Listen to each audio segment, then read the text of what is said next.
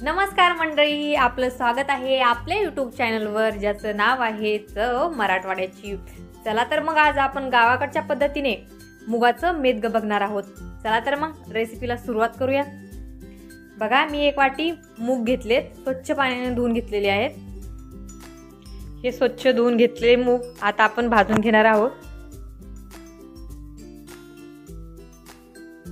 Cooker मध्येच भाजून घेते आणि कुकर मध्ये शिजायला पण टाकणार आहे। मूग आपल्याला चांगले लाल भाजून घ्यायचे आहेत, करपून नाही द्यायचे, नाहीतर मग ती खायला चांगली लागत नाहीत।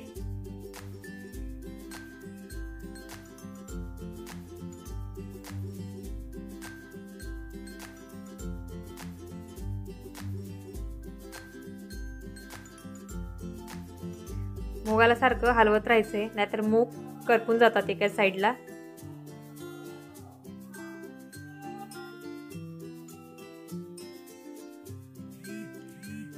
हे बघा, आपले मूग चांगले भाजत आलेत।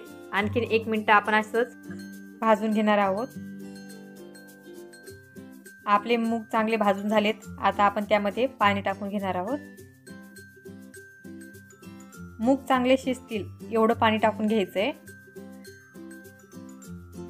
आता मी बारीक चिरलेला टोमॅटो टाकून घेते आणि थोडंसं तेल टाकून घेणार आहोत।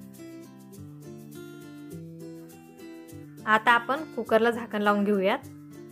कुकरच्या 2 शिट्ट्या होऊन द्यायच्यात।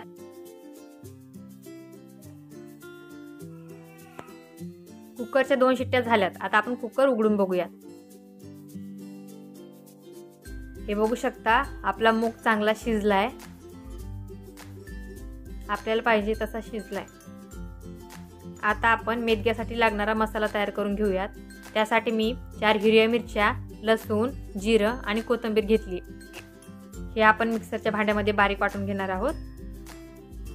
गॅसवर कढई तापायला ठेवली आहे, त्यात आपण 2 पळी तेल टाकून घेऊयात। तेल चांगलं तापलं की त्यात आपण बारीक ठेचून घेतलेला लसूण, जिरं, मोहरी आणि कढीपत्ता टाकून घेणार आहोत आणि चांगलं परतून घ्यायचंय। चांगलं लाल होईपर्यंत भाजून घ्यायचं। आता आपण मिक्सरला बारीक केलेलं वाटण टाकून घेऊया। हे वाटण चांगलं तेलात परतून घ्यायचंय, नाहीतर मग कच्च्या मसाल्यासारखा वास येतो भाजीचा, त्यामुळे तेलात चांगलं परतून घ्यायचंय। आपला मसाला चांगला परतून झालाय, आता आपण त्यात पावडर मसाले टाकून घेणार आहोत। आता आपण लाल तिखट टाकूयात, आंबारीचा कांदा लसूण मसाला टाकूया, हळद। हे सगळे मसाले चांगले मिक्स करून घ्यायचे आहेत।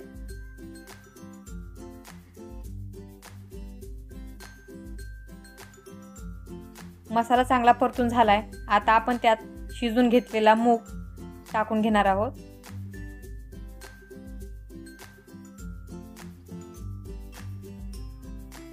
शिजून घेतलेला मूग मसाल्यात चांगला मिक्स करून घ्यायचा आहे।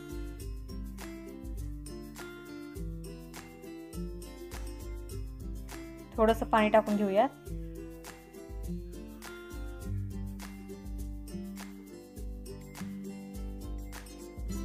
चवीनुसार मीठ टाकून घेऊया।